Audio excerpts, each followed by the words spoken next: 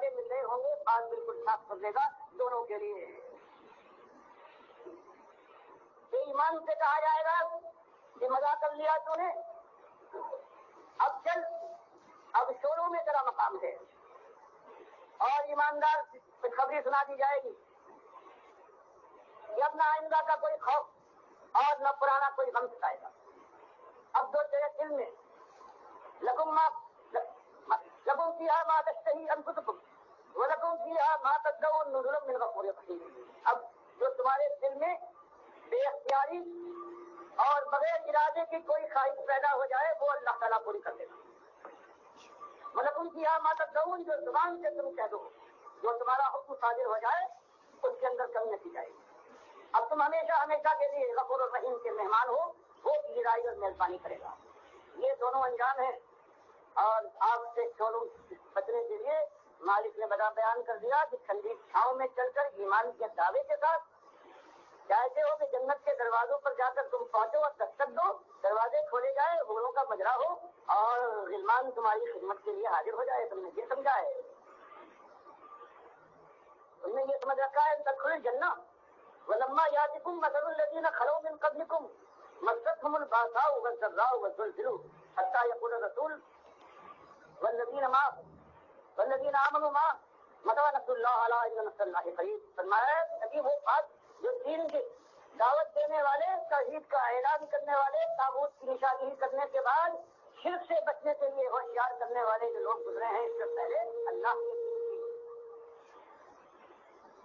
قائم کرنے والے، اس سے غالب کرنے کے لیے، اللہ کی رضا کے لیے ان کے ساتھ وہ ہوا ہے ڈھیلا مارے گئے ہیں. اور آج جو امت بنو اسرائیل کی طرح سے وہی کرے گی توحید کی دعوت کے ساتھ. اگر شرک کی نشانی ہو اور جب طاغوت کی پردہ داری کی جائے کہ جن کو تم اپنا پیشوا بنا رہے ہو، انہوں نے پورے دین کو بدل ڈالا ہے اور آج اس دین کو تم سینے سے لگا رہے ہو اور پیشانیوں کے اوپر رکھنے کے بعد اس کو عزت دیتے ہو، تو پھر قیامتیں برپا ہوں گی. پھر وہی ہوگا، کوئی مارا جائے گا، کوئی نکالا جائے گا، عزت کے مقام آواز دیں گے اور اس کے بعد سب کہیں جانے کے بعد پھر وہ آخری بار ہوگا جو اللہ نے بیان فرمایا ہے کہ ان الذین آگے وقار کو جو صحیح معنوں میں دنیا میں غالب کرنے اور قائم کرنے کے لیے اپنی جان اور مال کی بازی کھیل سکتا ہے، وہ ہے صحیح معنوں میں اللہ کی بارگاہ میں صحیح معنوں میں ایماندار. اس کے مالک ایمان کی تصدیق فرماتا ہے ان الذین آمنوا، فرمایا میں سے ایماندار چاہتے ہیں جو ایمان لانے کے بعد اپنی زندگی سے ایمان کا حق ادا کر دے اور وہ حاضر. اس کے بعد فوری ہجرت کا معاملہ آ گیا. اس کے بعد صرف خود اللہ کے بندے نہیں ہیں بلکہ دنیا والوں کے سامنے دین کی دعوت اس طرح سے واضح آ کر کھول کر بیان کرے، کفر شرک کا معاملہ صاف کرے، طاغوت کی شادی کرے کہ قوم ان کو اپنے اندر سے نکال سکے. لیکن اس کے بعد نہیں یہ کہ اس کے بعد پھر مایوس ہو جائے، فرمانی وجاہد، اس کے بعد پھر جہاد کرے اپنی جان اور مال سے یہاں تک کہ اللہ کا دین غالب ہو. تو یہ مسئلہ ہمارے سامنے ساری کائنات کے اندر صرف ان کا یہ حق ہے، ان پر ذمہ داری ہے جو اللہ کے اوپر صحیح معنوں میں ایمان لے آئے ہیں. اپنے ایمان کو انہوں نے کفر اور شرک اور بدعت سے پاک کر لیا ہے.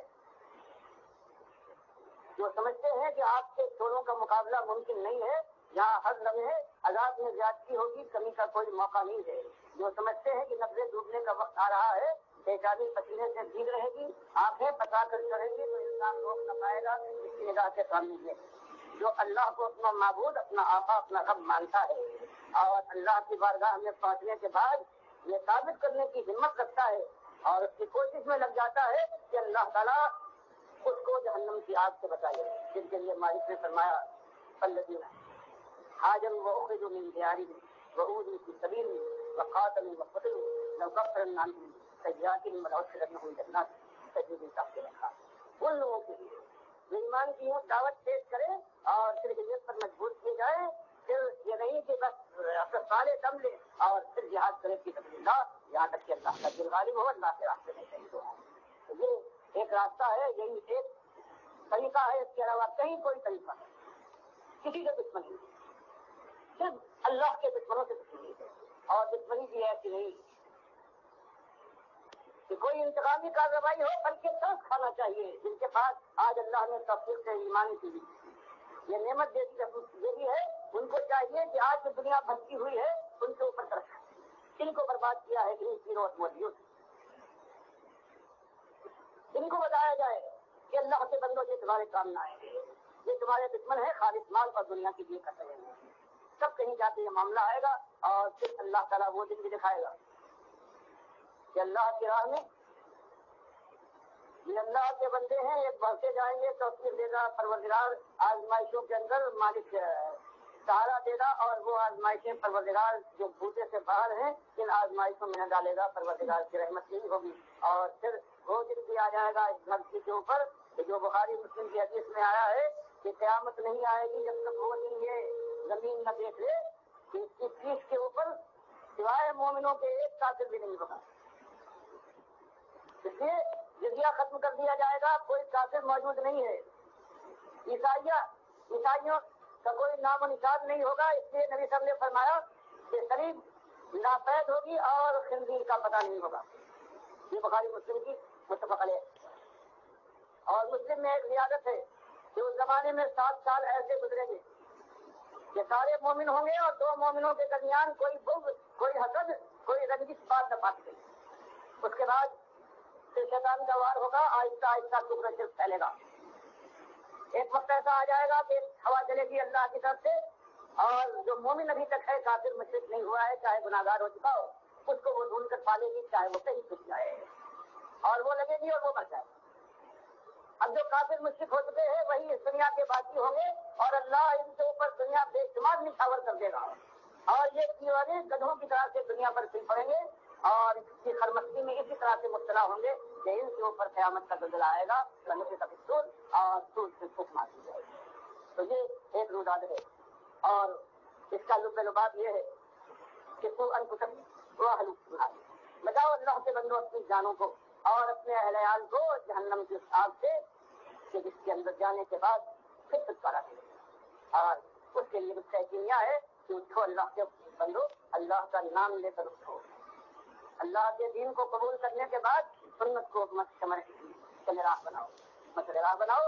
اور اس کے بعد پھر وہ نمازیں جہاں ہیں اسی انداز سے، وہ روزے ہیں، وہ حج ہے، وہ زکات ہے، وہ ساری سنت اور کی پابندیاں ہیں، بالکل اسی انداز سے خلوص کے ساتھ پوری سمجھ اور ہوش و حواس کے ساتھ احتساب کے ساتھ یہ کام کیا جائے اور پھر اللہ کے بندوں کو دعوت دی جائے اور ان سے کہا جائے کل نفس ذائقۃ الموت، ہر نفس کو موت آنے والی ہے اور انما توفون اجورکم یوم القیامہ.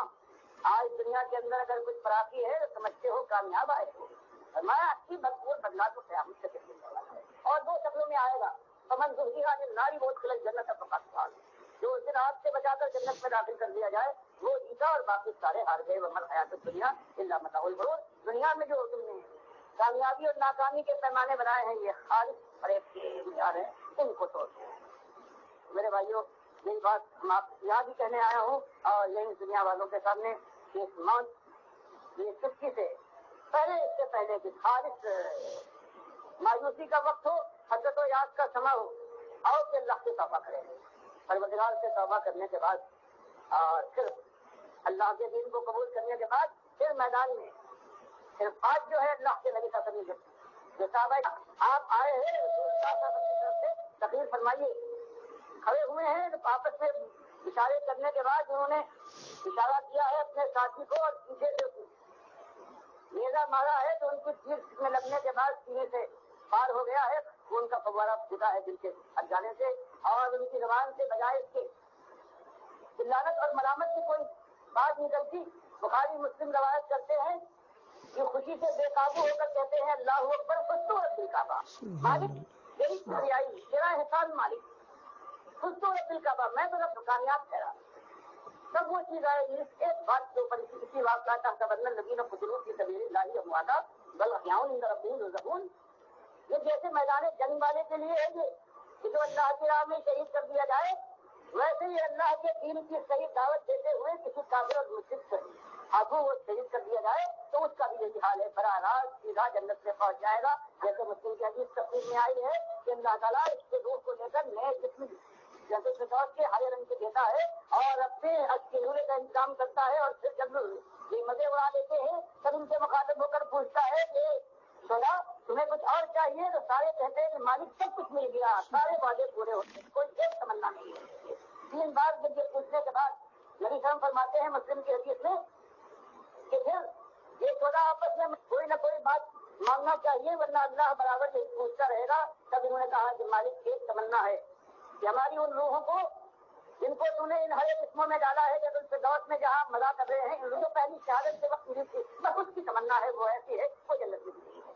तो ये चीज है, मालूम हुआ कि अल्लाह ताला पूछता भी है और फिर क़यामत से पहले दुनिया में शोहदा को वापस करने के लिए तैयार नहीं है। ये एक ऐसी चीज है, आपके सामने अल्लाह का फिर है।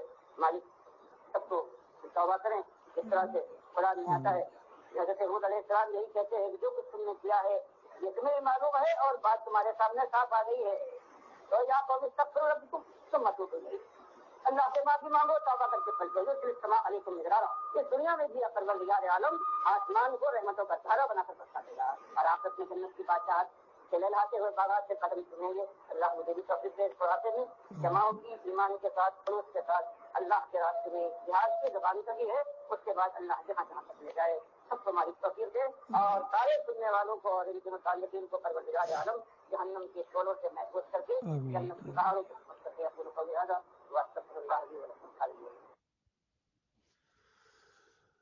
मेरे भाइयों, ये है डॉक्टर मुसद्दुद्दीन उस्मानी रहमतुल्लाह अलैह की सारी तकारीर, तहरीरों और दावत ईमान का लुब्बे लुबाब, यानी खुलासा, निचोड़ यही है कि अल्लाह के बंदो उठो, अल्लाह का नाम लेकर उठो। जो होना था हो चुका, उसको हम वापस नहीं ला सकते हैं, लेकिन जो काम करने का है वो असली यही काम करने का है कि तौहीद की दावत उठे, रद्द शिरक हो, तागूत की निशानदेही हो। इस तरीके से ये रंगे जहां बदलेगा और इंशाअल्लाह दोबारा जो खिलाफत का क़याम होगा मुसलमानों का, वो इसी बुनियाद के ऊपर होगा।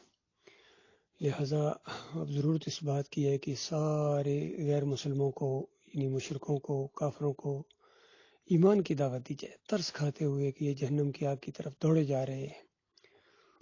दो ही बातें इस ज़मीन के ऊपर, दो ही किस्म के गिरोह हैं, एक मोमिनों का गिरोह है, एक काफिरों मुशरिकों का गिरोह है।